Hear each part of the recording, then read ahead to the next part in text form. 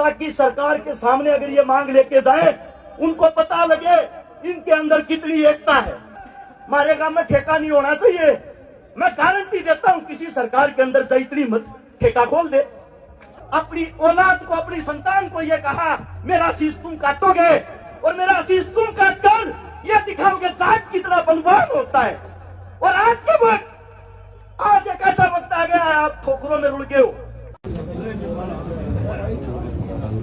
सम्मान के योग्य सम्मानित बुजुर्ग, नौजवान साथी, आप सभी के चरणों में आपके बेटे, आपके बच्चे हर्ष शिकारा की हाथ जोड़कर राम राम। जहां भी अपनी खापों के प्रोग्राम होते हैं, सबसे बड़ा चिंता का विषय एक रहता है, जितना जो यूथ है, युवा, वो कम होता जा रहा है। और जो हमारे बुजुर्ग हैं, जिन्होंने हमारे लिए सदियों से लड़ाई लड़ी, आज भी वही लड़ाई लड़ रहे हैं। बड़ी चीज ये है, हमारे खाप में इतनी बड़ी बड़ी ताकतें, इतने बड़े बड़े योद्धा हुए हैं जो आजकल के बच्चों को जिनका पता ही नहीं। हाल फिलहाल जहां हम बैठे हैं, आप लोगों को बता दूं, दिल्ली के चारों तरफ से एक ताकत को बसाया गया था, जिस ताकत का नाम था जाट। आज उस ताकत के अंदर ही उसके अपने भाई उसका साथ देने की बजाय एक दूसरे की टांग खींचते हैं। अगर आज जाट को किसी चीज से जाना जाता है ना, हमारे को नजर नीची करनी पड़ जाती जब ये कहती अपने परिवार ने तो मना लो, बाकी बात तो बाद में कर लेना। आप लोगों को बताता हूं हमारी ताकत क्या थी।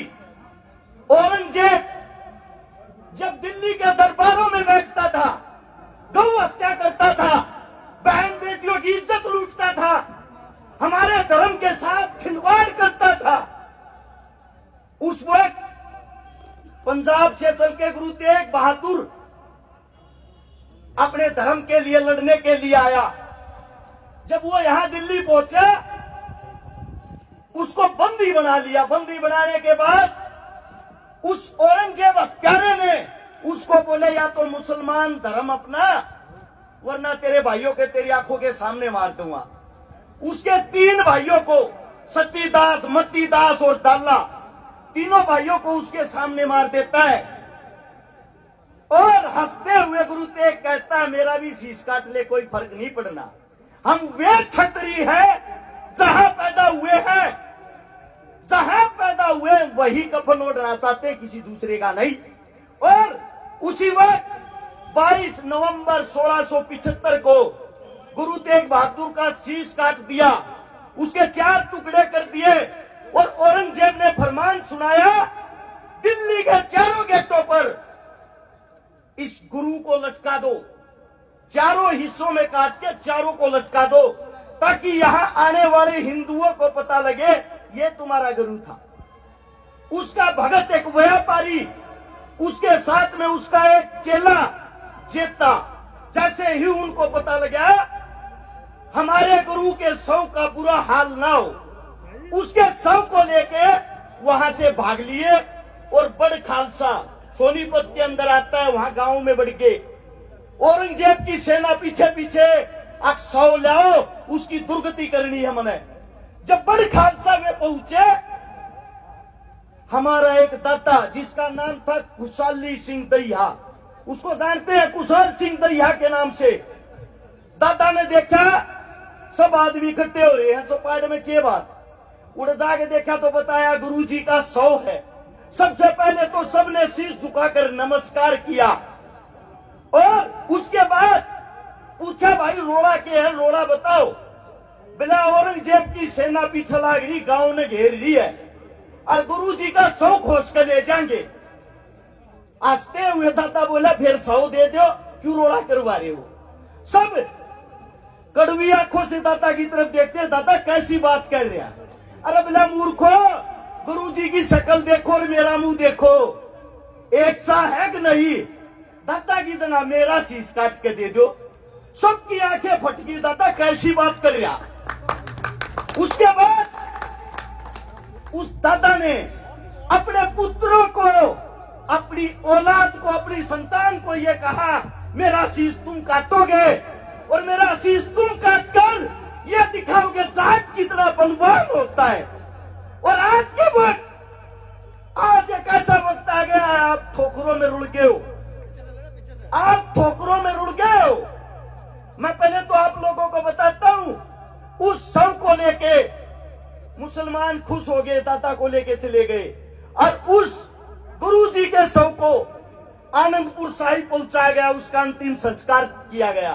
हमने हमेशा दूसरों के लिए कुर्बानियां दी है, लेकिन समस्या दूसरों में नहीं, समस्या हमारे खुद में है।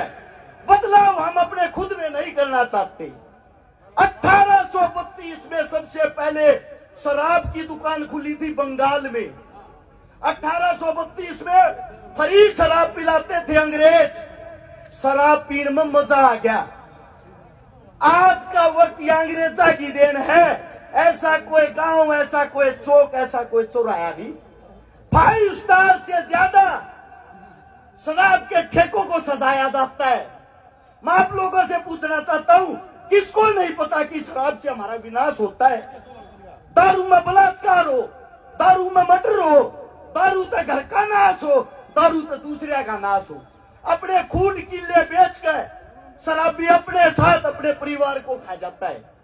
और हम यहाँ बैठे हुए हैं, मैं समस्त सरदारी से एक विनती करता हूँ, इतनी बड़ी चीज नहीं है ये ठेके बंद करवाने। एक गांव इकट्ठा होगा जन कह देगा ना हमारे गांव में ठेका नहीं होना चाहिए।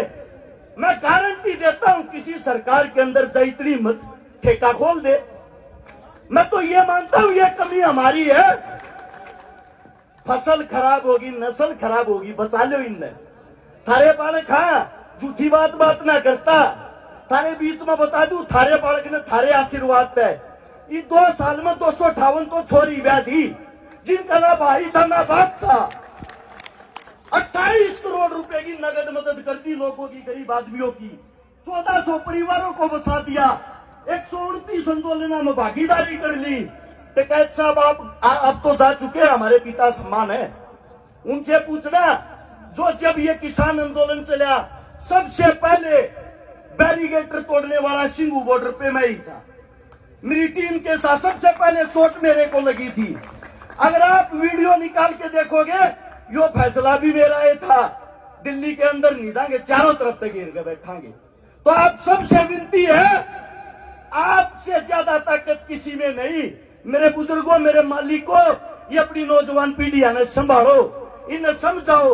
यो जो फोन ले रहे हैं जिसके कारण विनाश हो है, इसके कारण आप अच्छा काम भी कर सकते हो। अपनी कौम ने एक कर लो, थारे तो ताकतवर कोई नहीं है।